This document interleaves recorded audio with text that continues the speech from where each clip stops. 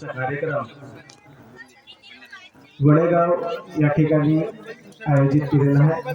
त्या प्रत्यंत आपल्याला कार्यक्रमासाठी लाभलेले आमच्या जिल्हा परिषदेचे अध्यक्ष माननीय राधेरामजी भेंडारकर, तसेच आमच्या जिल्हा परिषदेचे सदस्य तसेच महिला व बाल कल्याण विभाग त्यांच्याकडे आहे असे आमच्या लाडक्या पौर्णिमाताई डेंगे, तसेच आमच्या कार्यक्रमाला वारंवार जेव्हा केव्हा आम्ही हाक दिलं तेव्हा ते आतुरतेने आमच्या कार्यक्रमासाठी आतुरतेने तयार असतात आणि आम्हाला नेहमी सपोर्ट करतात असे आमच्या भाग्यश्री सया, तसेच आमच्या विनंतीला मान देऊन आपलं मोलाचा वेळ इथं आमच्या ग्रामवासियांसाठी काढलं आणि आमचा हा जो सोहळा आहे खऱ्या अर्थानं अध्यक्ष साहेब आणि सीओ साहेब यांच्या उपस्थितीने इथं ह्या सोहळ्याला जो विशेष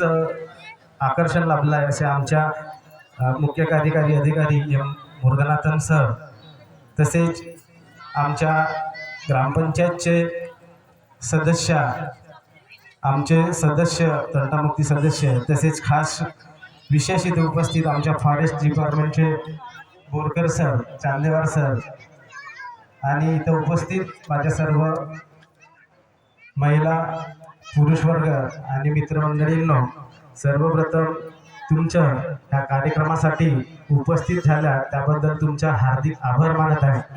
तुमचा हार्दिक आभार याच्यासाठी मानत आहे की तुमच्याशिवाय ह्या कार्यक्रमाला शोभा आली नसती। तुम्ही आहात म्हणून हा कार्यक्रम आहे, हा तुमच्या जिव्हाळ्याचा प्रश्न आहे आणि आमच्या जिव्हाळ्याचा प्रश्न आहे। आपण मागील 2 वर्षापासून इथं झाडं लावत आहोत।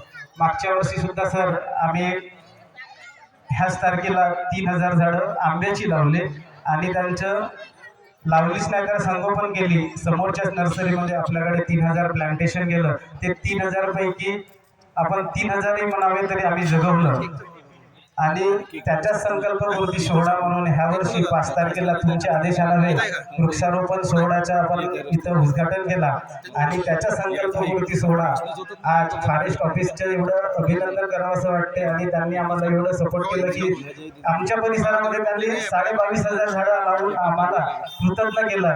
त्यांचं संगोपन करण्याची जिम्मेदारी मी आपल्या नागरिकांवर आणि स्वतः घेत आहे। त्यासाठी हा संकल्पपूर्ती सोहळा इथं मी राबवलेला आहे। झाडं तर आपण आजपर्यंत आपल्या परिसर आमचा हा झाडीपट्टीचा परिसर आहे आणि ह्या झाडीपट्टीच्या परिसरामध्ये झाडांची कमी नाही, पण तरी पण आपण आपल्या परिसरामध्ये फळवृक्षाची झाडं कशी लावूयात, त्यांचं संगोपन कसं करूयात आणि त्यांच्यामुळे आपल्या समोरच्या पिढीला फळं कसे भेटतील।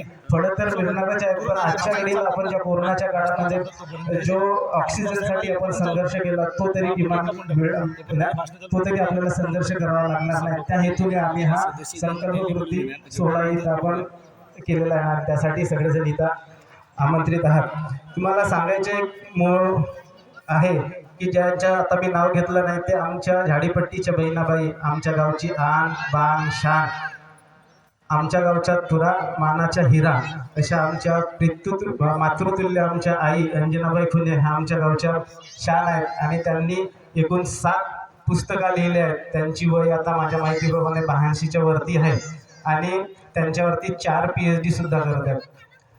सांगायचं एवढंच झालं की त्यांचं शिक्षण कमी आहे, 4 वर्षाची ते 4थ्या वर्ग शिकलेले आहेत, पण त्यांची झाडांप्रती भावना काय आहे त्यांनी ते कवितेतून साकार केलं। तशी आपण झाडाप्रती जे भावना आहे ते आपली निर्माण झाली पाहिजे। त्यासाठी हा वृक्षारोपण आणि संकल्पपूर्ती सोहळा इथं आपण स्थापन इथं आपण त्याचं आयोजन केलेलं आहे।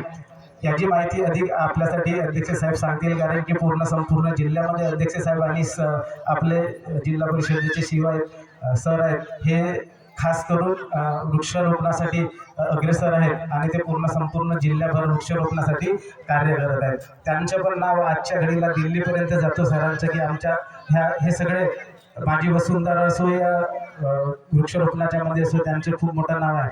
त्यांचं आम्हाला समोर जाऊन खूप लाभ होईल असं मी त्यांना विनंती करतो आणि समोर जाऊन माझी वसुंधरा असो की स्मार्ट असो याच्यामध्ये ते आमचा विचार करतील, कारण सर हा आमचा जो गोंदिया जिल्हा आहे, गोंदिया जिल्ह्याचा शेवटचा टोक हा आमचा वडेगाव आहे। याला भंडारा जिल्ह्याची बॉर्डर आहे।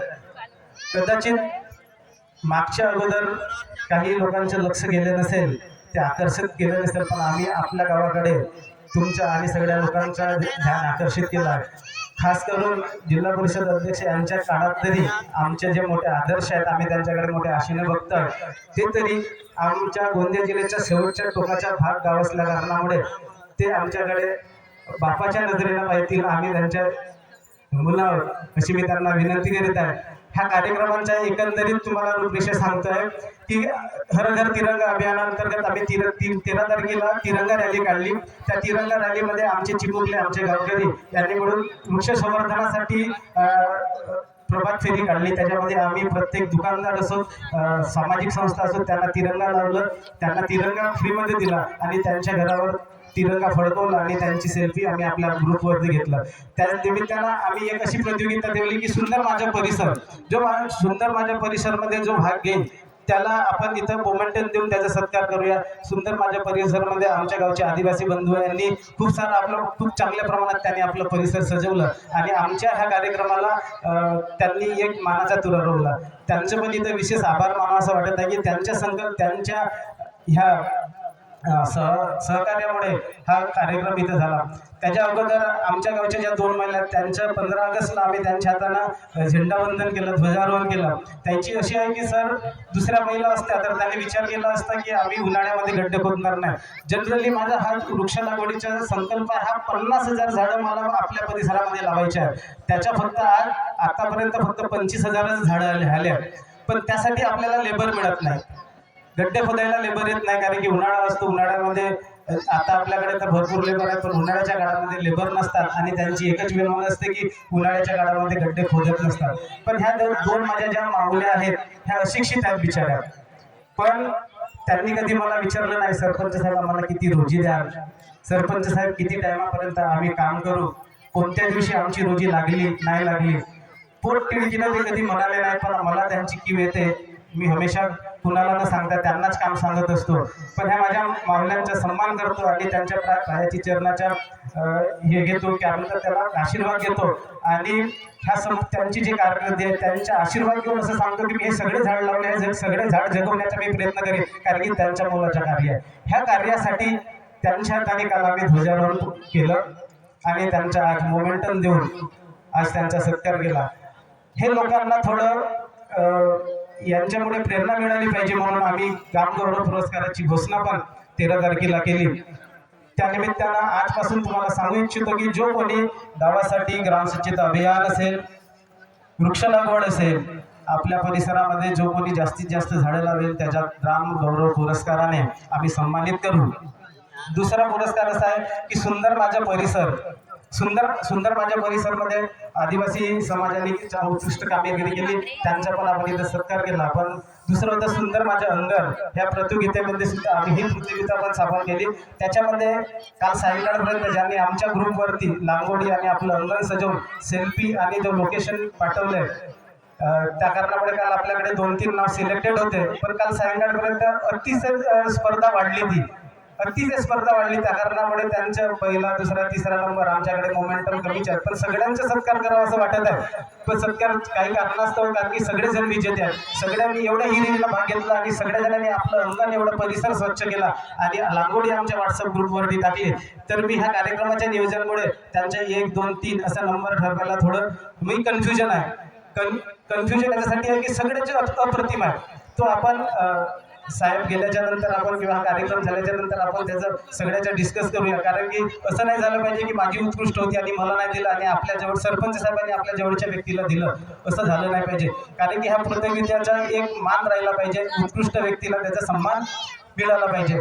सर त्याच हिशोबाने आम्ही आपल्या गावामध्ये आजपासून, काल तुम्हाला तर 13 तारखेला तर माहीतच झाले असेल, पण 13 तारखेला पासून तुम्हाला आज पण सांगतो की जो कोणी व्यक्ती आम्हाला 1 किलो प्लास्टिक आणून देईल ग्रामपंचायतला, त्याला 1 किलो प्लास्टिकच्या मोबदल्यात आम्ही त्याला 1 किलो साखर मोफत देणार आहोत. हा पण उपक्रम आपण राबवत आहोत. तरी सर्वांनी प्लास्टिक बंदीकडे लक्ष द्यावं. सिंगल यूज प्लास्टिकचा वापर करू नका, जेणेकरून प्रदूषणाला आळा बसेल.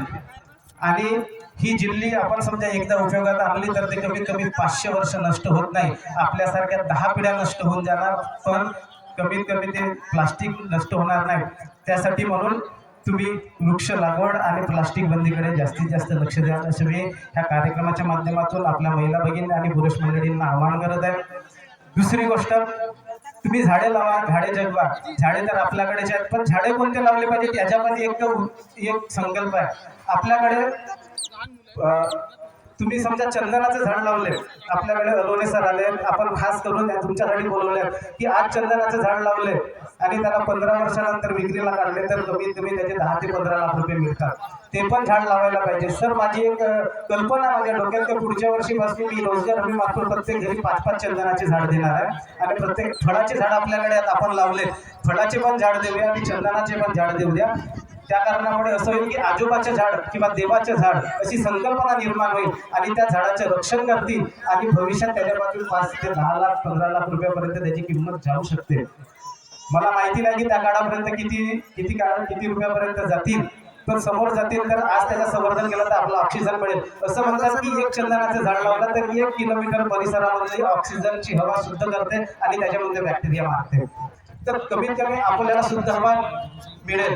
दुसरी गोष्ट, आपल्या परिसरामध्ये कडुलिंबाचे झाडं लावा. ते 24 तास तुम्हाला शुद्ध ऑक्सिजन देतात, ते 24 तास ऑक्सिजन देणारे झाड आहे. त्याच्यानंतर मला एक तेजपानाचं झाड आहे आणि कापुराचं झाड आहे. हे पण समजा आपण आपल्या घरी लावलं तर 500 किलोमीटरची जी हवा आहे ती शुद्ध करतात आणि हवेमध्ये बॅक्टेरिया मारतात.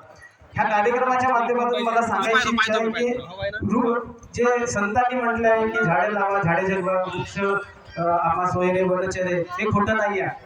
कुठंतरी आपण कदाचित आपल्या नकळत आपण जंगलाचा नाश करत आलो आहे. तो वृक्ष संवर्धनाच्या मार्फत आपण पूर्ण करू अशी मी सगळ्यांना आवाहन करत आहे.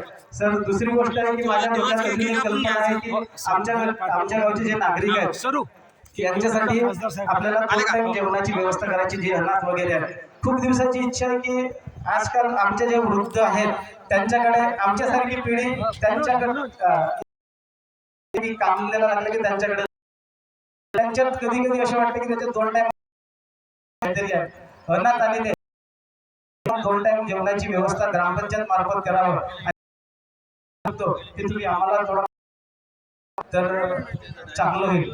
कारण की त्यांची तर मी सायंकाळच्या म्हणजे 1 टाइम जेवणाची व्यवस्था 3 वर्ष निवडून गेले, पण तो काही नियम म्हणजे बसलेला नाही आहे. 15 दिवसामध्ये एक मी आपले बोरकर साहेब आहेत त्यांच्या मदतीने आपण तिथे एक कुटी बनवणार आहोत. आपल्या ग्रामपंचायतीमध्ये जे साईडला खाली जागा त्याच्यामध्ये कुटी बनवणार आहोत, तिचे सौंदर्यीकरण करणार आहोत.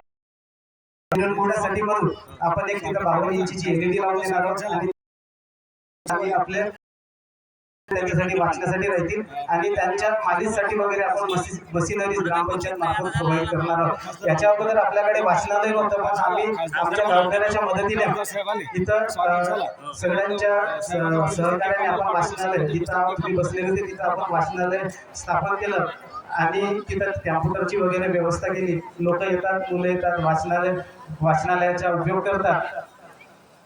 आपल्या ह्या कार्यक्रमासाठी आमच्या भंडारा गोंदिया जिल्ह्याचे लोकसभा खासदार डॉक्टर प्रशांतभाऊ पटोळे यांचं आगमन झालं आहे. त्यांच्या वडेगाव ग्रामपंचायत मार्फत मी हार्दिक स्वागत करीत आहे आणि तिथंच आपला प्रास्ताविक संपवत आहे.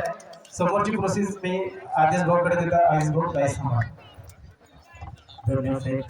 या ठिकाणी आपल्या भंडारा गोंदिया लोकसभा क्षेत्राचे लाडके खासदार प्रशांतजी पटोळे साहेब यांचं आगमन झालेलं आहे. सर या कार्यक्रमासाठी होते, पण त्यांना या ठिकाणी वेळेवर ते वेळात वेळ काढून आमच्या कार्यक्रमाला उपस्थिती दर्शव आमच्या आदरणीय श्रीकांतजी लोणारे यांना विनंती खासदार साहेबांचं वृक्ष देऊन या ठिकाणी आणि जोरदार टाळ्यांनी हा